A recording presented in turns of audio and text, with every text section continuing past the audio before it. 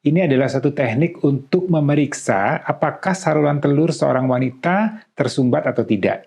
Kembali di podcast Dr. Boy Abidin, pilihan informasi kesehatan bagi Anda dan keluarga. Assalamualaikum warahmatullahi wabarakatuh, sahabat berbagi. Kembali bersama saya Dr. Boy Abidin. Di podcast saya kali ini, saya akan membahas mengenai satu teknik. Ini adalah satu teknik untuk memeriksa apakah saluran telur seorang wanita tersumbat atau tidak. Kenapa sih ini perlu diperiksa? Nah, mungkin sahabat berbagi sudah mendengarkan di podcast saya sebelumnya. Di situ saya sebutkan bahwa ada pemeriksaan infertilitas dasar. Pemeriksaan infertilitas dasar itu meliputi adalah satu pemeriksaan sperma. Jadi kita cek kualitas sperma, kuantitas spermanya, kemudian kita cek saluran telurnya, dan yang berikutnya adalah kita cek bagaimana rahim serta cadangan sel telurnya. Nah, untuk memeriksa saluran telur tadi, ini pernah mendengar ada yang namanya HSG, atau yang lebih umum lagi disebut dengan ditiup katanya. Ya, ditiup itu bahasa medisnya adalah hidrotubasi. Kemudian ada juga namanya istilah yang terbaru adalah namanya SIS, atau salin infus sonografi. Ya, jadi tiga teknik ini adalah suatu teknik untuk mengetahui apakah saluran telur pada seorang wanita tersebut tersumbat atau tidak. Jadi kalau saluran ini tersumbat, ya bayangkan ini satu selang, kemudian sperma di sisi kanan, sel telur di sisi kiri, kemudian selangnya tersumbat, maka sperma dan sel telur tidak pernah bisa bertemu. Jadi untuk terjadinya kehamilan secara alami, diperlukan saluran telur yang baik. Nah, untuk tahunya baik atau tidak, tersumbat atau tidak, kita lakukan pemeriksaan tadi. Ya, orang bilang atau disebut umum dengan namanya ditiup. Jadi kalau saya cerita dulu ya untuk ditiup. Ditiup ini sebenarnya bukan arti tiup balon. Ya, jadi sahabat beragi jangan asumsikan bahwa ada udara ditiupkan kemudian di dalam ada sesuatu yang melebar atau membesar, tidak. Ini adalah disemprotkan cairan. Posisinya posisi di litotomi atau di kursi kerajaan, kemudian kita masukkan spekulum atau cocor bebek. Ya, dari situ kita akan melihat adanya serviks atau leher rahim.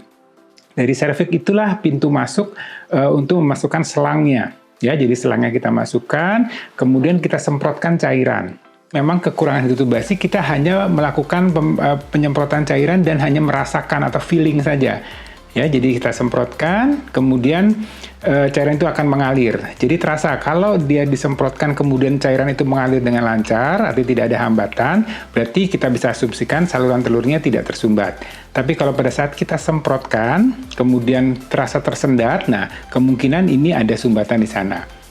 Ya, jadi hidrotubasi adalah salah satu teknik untuk melihat apakah ada sumbatan pada saluran telur atau tidak. Memang hidrotubasi ini ada kelemahannya. Pertama tadi sangat tergantung dengan feeling pemeriksa. Kemudian kedua adalah kita tidak bisa tahu apakah kan saluran telur itu ada kiri dan kanan. Pada saat kita semprotkan, kalau dia lancar, bisa saja lancar di kanan, bisa lancar di kiri, bisa lancar di kiri dan kanan. Nah, kita nggak tahu nih kalau kita semprotkan kemudian terasa lancar, apakah ini kiri kanan atau sebelah saja. Kita tidak punya gambaran, tidak ada gambaran hitam di atas putih bagaimana saluran tersebut atau cairan tersebut masuk ke dalam saluran tuba. Ya, ini ada teknik yang pertama yang kita sebut dengan hidrotubasi, ya, atau orang awam bilangnya dengan ditiup. Ya, jadi ini satu teknik yang bisa dikerjakan biasanya di tempat praktek dokter atau di ruangan khusus, biasanya dikerjakan, tidak perlu pembiusan, ya, tapi memang harus dimasukkan alat melalui vagina. Nah, teknik berikutnya, pilihan berikutnya adalah yang masih bisa juga dikerjakan di poliklinik adalah atau di ruangan tindakan adalah dengan melakukan salin infus sonografi atau dikenal dengan SIS. Ya, ini tekniknya hampir sama dengan hidrotubasi tadi. Ya, jadi kita posisi di kursi kerajaan, kemudian dibuka dengan spekulum, kemudian kita masukkan selang. Nah, pada saat selang dimasukkan, pada saat kita masukkan cairan, ini diikuti dengan alat ultrasonografi transvaginal. Jadi terlihat dengan USG transvaginal akan terlihat tuh cairan itu akan mengalir, lancar atau tidaknya. Ya, jadi USG-nya biasanya dibantu dipegang oleh perawat atau bidan, kemudian dokternya menyemprotkan cairan, kemudian kita lihat di layar monitor. Ya, kita lihat di layar monitor USG, kita lihat mengalir lancar atau tidak. Ya, karena kalau cairan pada saat USG terlihat warnanya hitam. Ya. Nah, kalau dia mengalir lancar, masuk ke dalam saluran tuba, kemudian spill tumpah, maka kita bisa katakan bahwa saluran itu baik. Ya, jadi ini memang lebih bagus atau lebih jelas dibanding dengan hidrotubasi tadi, karena hidrotubasi tidak ada gambaran sama sekali, sedangkan dengan SIS atau salin infosonografi ini kita bisa melihat gambaran. Selain itu juga dengan SIS kita juga bisa melihat apakah di dalam rahim itu ada polip, ada tumor-tumor di dalam rongga rahim. Karena pada saat cairan disemprotkan akan terlihat rongga rahim itu membesar atau berisi cairan. Kemudian kalau memang ada tumor, ada polip akan terlihat di situ dengan jelas dengan saat cara USG.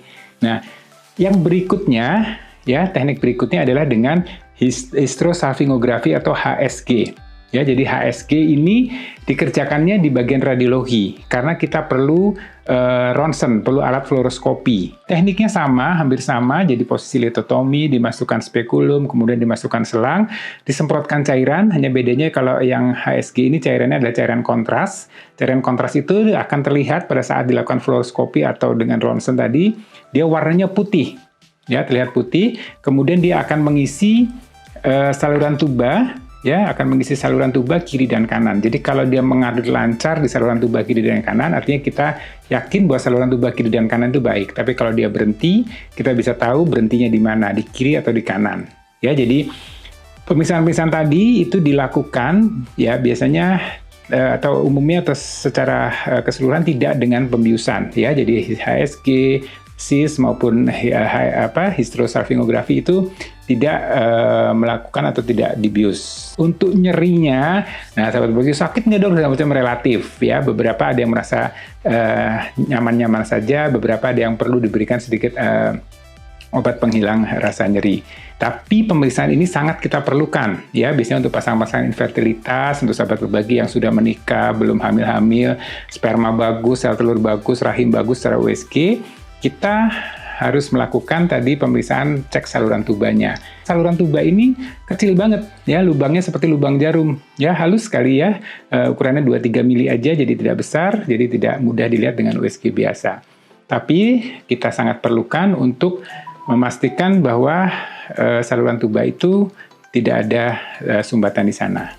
Nah, satu lagi yang juga perlu sahabat berbagi perhatikan adalah biasanya pemeriksaan ini kita kerjakan pada saat tidak sedang menstruasi. Jadi biasanya kita kerjakan pada hari-hari di mana hari ke-9 sampai hari ke-11. Jadi setelah dari hari pertama mens, hari ke-9 sampai hari 11 kita kerjakan HSG, kemudian tidak melakukan hubungan intim. Ya, karena apa? Kita menghindari adanya terjadi pembuahan, karena kalau terjadi pembuahan, kemudian ada embrio, kemudian kita semprotkan dengan pemeriksaan HSG tadi, takutnya dia akan keluar, jadi terjadi kehamilan di luar kandungan, ya.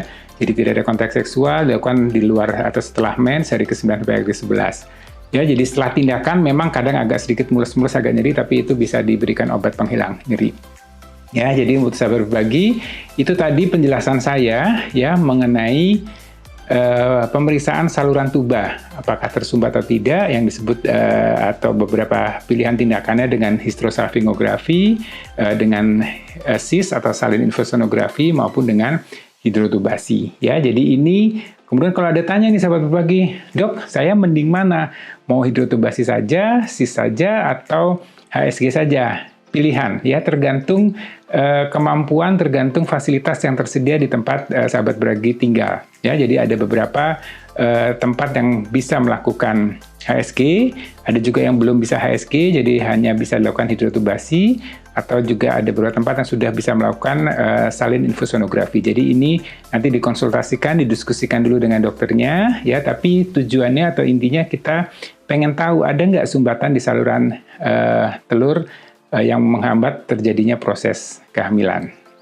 Ya, sahabat berbagi, itu tadi informasi mengenai teknik-teknik bagaimana memeriksa saluran telur pada seorang wanita. Semoga informasi tadi bermanfaat. Sampai bertemu di podcast saya selanjutnya dengan topik-topik yang tentunya bermanfaat buat sahabat berbagi semua. Sekian dari saya, terima kasih. Assalamualaikum warahmatullahi wabarakatuh. Ya, untuk podcast sahabat berbagi bisa mendengarkan di Spotify maupun di Anchor dengan nama Dr. Boy Abidin. Nah, untuk channel YouTube seperti biasa, sahabat berbagi bisa melihat di channel YouTube Dr. Boy Abidin. Buat Anda yang belum subscribe, silakan subscribe ya, atau klik channel YouTube Dr. Boy Abidin. Saya Dr. Boy Abidin, senang bisa berbagi.